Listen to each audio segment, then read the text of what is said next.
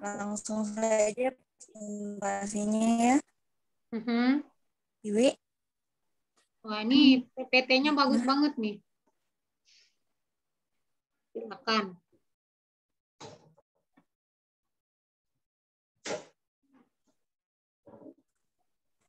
Mohon maaf Bu, sinyal saya agak kurang.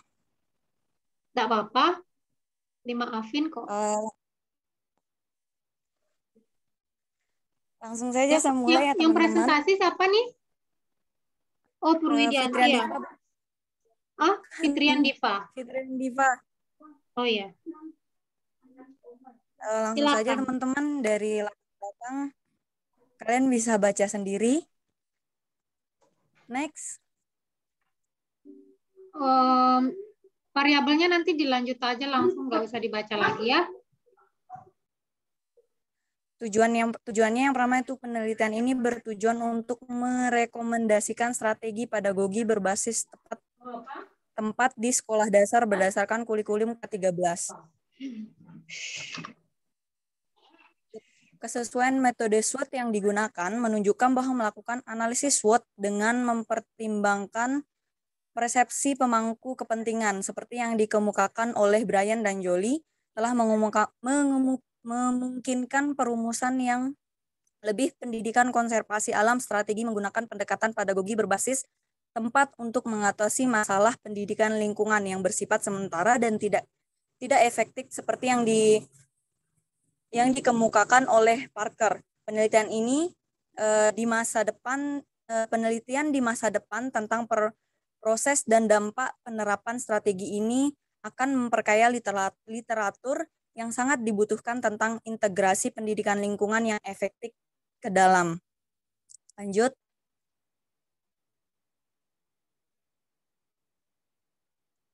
Nah, variabel SWOT. Balik lagi.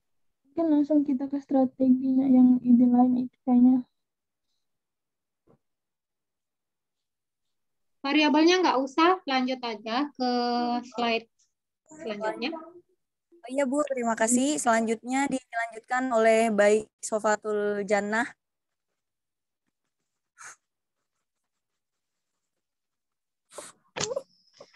Baik, saya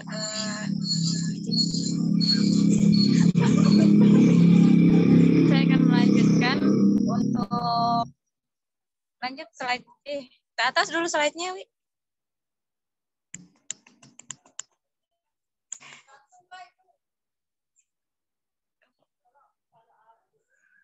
Ke atas lagi, Wi. Bawah. Bawah. Nah, di sini tuh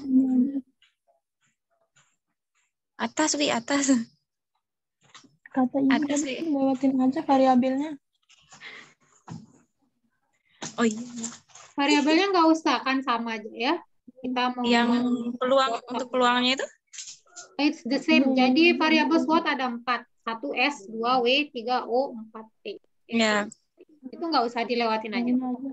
Iya, di sini tuh ide dari kelompok lain tuh mungkin selain menggunakan pendekatan pedagogik, pendekatan andagogik diperlukan guna mendekatkan diri dengan orang dewasa selaku pemangku masyarakat dan persepsi masyarakat tentang pentingnya lutung Jawa dan kelestariannya di alam berkaitan dengan perburuan liar yang kerap dilakukan oleh pemburu.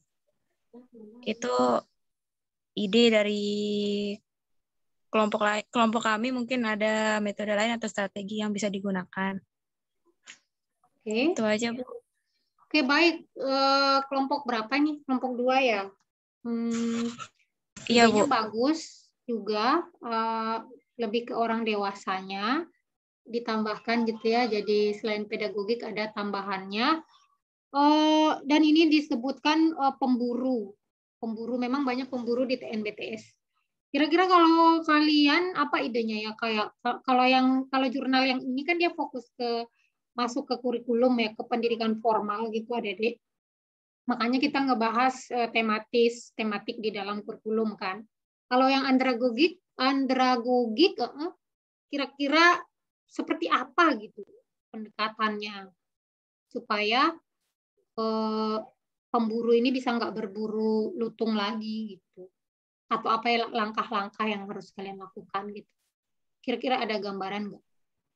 Kan sudah belajar ngambil pendidikan lingkungan kan, jadi mungkin sudah, atau yang lain-lain gitu. Ada yang mau jawab di luar kelompok boleh, di dalam kelompok boleh. Yang andragogi kira-kira seperti apa pendekatannya? Mungkin saya coba menjawab. Perwidiantin ya? Ya, Bu. Ya, Mungkin silakan. dengan seperti kita melakukan sosialisasi terhadap masyarakat yang berada di sekitar kawasan hutan itu, Bu, dengan kita membuat suatu organisasi atau kelompok kecil di dalam masyarakat, di mana di dalam itu tuh kita paparkan bagaimana kelestarian lutung di alam liar, terus apa saja ancaman yang diterima oleh lutung selain dari perburuannya itu, misalnya makanan yang kurang atau tempat tinggalnya yang sudah dirusak seperti penebangan liar dan sebagainya, Bu. Oke. Kalau dari segi pariwisata, menurut kalian ada nggak sih peluang gitu wisata minat khusus gitu untuk kalau birding kan ada yang melihat burung gitu. Kalau misalnya untuk melihat lutung gitu, kira-kira ada nggak sih peluang ke situ gitu sehingga para pemburu ini bisa menjadi kayak jadi guide-nya gitu. Jadi dia tidak berburu. Kalau berburu kan ngebunuh hewannya ya. Terus kalau jadi pemandu wisatanya kan bisa dapat duit dari memandu. Itu karena masuk dalam hutan itu kan tidak mudah, harus ada pemandu lokal. Menurut kalian gimana peluang wisata gitu untuk si lutung ini di sana? Mungkin ada yang mau berpendapat. Satu lagi sebelum kita ke kelompok selanjutnya. Kan udah belajar wisata alam kan? Coba gimana menurut kalian? Boleh saya tambahkan Bu sedikit terkait lutung Siapa tadi. nih? Abdul Muin ya? Ya, Mungkin, silakan. Mungkin potensi wisata untuk dijadikan apa namanya? Kayak tadi apa maksudnya Bu? Yang Itu Bu sebutkan tadi itu Bu? Iya, kayak Potensi wisata. jadi kayak atraksinya gitu, tambahan atraksi. Kalau TNBTS itu kan dia punya danau yang cantik-cantik ya, Ranupani, Ranukumbolo, terus puncaknya gitu. Terus ini belum kesentuh gitu, kayak atraksi untuk melihat lutung tuh belum kesentuh. Menurut kalian ada nggak sih peluang ke situ? Menurut Bu In sendiri Bu sebenarnya ada, karena lutung ini kan kalau menurut saya tapi Ibu ya bagus sekali dari potensi dijadikan potensi wisata, karena kalau saya lihat di Kerandangan, karena PKL di Kerandangan Bu ya. Jadi di Kerandangan itu sejak dia lahir itu kan dia berbeda warna, terus kelakuan segala macam apa yang dimakan, terus malam hari dia bagaimana. Jadi sangat dia berpotensi untuk dijadikan wisata, Ibu. Jadi tetapi di tempat-tempat maksudnya di apa ya, di kan lutung ini khusus tempatnya gitu, dia mas kayak iklimnya berbeda, maksudnya khusus iklimnya dia gitu kan, enggak apa namanya, kayak jarang kita menemukan lutung gitu, apalagi di Lombok gitu kan, hal-hal yang tempat-tempat yang kayak gimana lembab baru dia ada. Kayak waktu saya ke air terjun Kendang Gile Ibu, di situ saya menemukan lutung, terus di Kerandangan, terus di Sembalun, di tempat intinya di tempat lembab-lembab kayak gitu Ibu. Dan dari sejak dia lahir di apa namanya, sejak lahir terus bagaimana, intinya saya sangat kemarin sih sebenarnya kan mau ambil judul seperti itu, kegiatan lutung sehari-hari dari musim kawin terus sampai dia besar lah anaknya itu saya mau ambil, disarankan bagus itu. Jadi tapi kan semester ini nggak ngambil Bu, sayangnya. Iya, jadi kayak life history-nya ya, life history Iya, of Bu. lutung di Lombok. Ya itu menarik juga karena Gitu. lutung itu kalau kalian baca di latar belakang kan cuman di Jawa, Bali dan Lombok dia endemik ya, walaupun endemicity dia di Lombok itu masih diperdebatkan gitu karena katanya dibawa orang kan, gitu, bukan karena alami. Anyway, gitu dia sudah ada di sini ya, dan dia status IUCN-nya kan tadi apa? Vulnerable ya. Bentar lagi Vulnerable. endangered itu kalau nggak diapa-apain bisa naik kelas endangered kasihan. Jadi kalau ya bagus ya pengamatan dari Muin ini ternyata lutung ini menarik gitu, mulai dari dia bayi Sangat gitu. menarik banget, Bu. Ya, Sangat menarik beda sama lutung itu. makak ya, makaka. Beda sama Makaka macaca. beda, Bu. Mm. Beda, Bu. Kalau dia lutung ini, Bu, kalau di pagi hari dia itu menghilang, dia di dalam artian dia pergi ke tempat yang paling lembab di tengah hutan.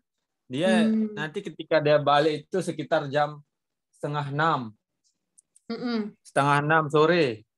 Dia Nah, itu bergerombol dia dia kembali apa individu dia sukanya ya? Berkelompok ya kayaknya bergelombol, biasanya. Bu.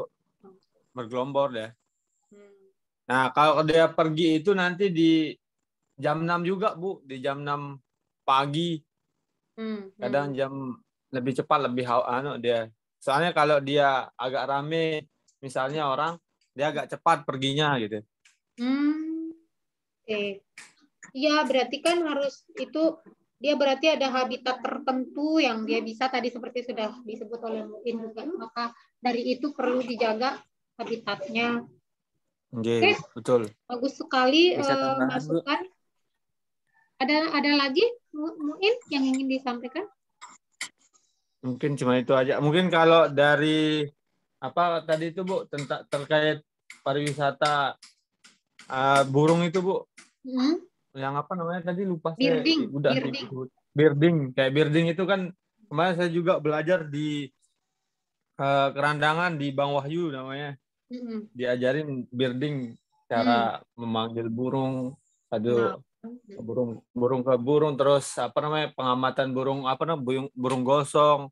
Bagaimana kan di situ Bang Wahyu itu kan pemotret juga, jadi saya ikut mendampingi dari misalnya saya berangkat PKL pagi-pagi ya, nanti kalau memang benar-benar cuaca agak gimana, jadi saya stay di satu tempat, Ibu. Jadi kayak apa namanya kayak menara gitu. Saya sepeda di situ terus teropong kemana manggil, kita pakai apa namanya memanggil pakai sound salon gitu ya. Kayak gitu-gitu, Bu. Jadi potensi wisata bagus sekali, banyak yang di Kerandangan hanya sekedar melihat burung saja. Ke situ. Banyak itu ya? Ya, hanya melihat sekedar lihat burung.